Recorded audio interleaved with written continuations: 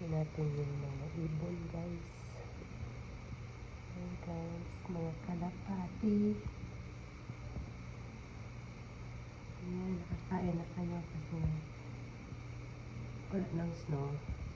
Nagmilk na yung snow. Ayan, guys, mga kalapati yan. Doves in my backyard.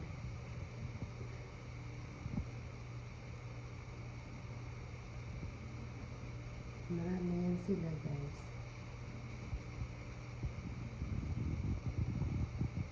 Napaka-sensitive pa naman nila.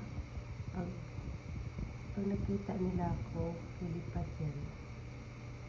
Dito lang ako sa loob ng video. Saan kaya yung iba?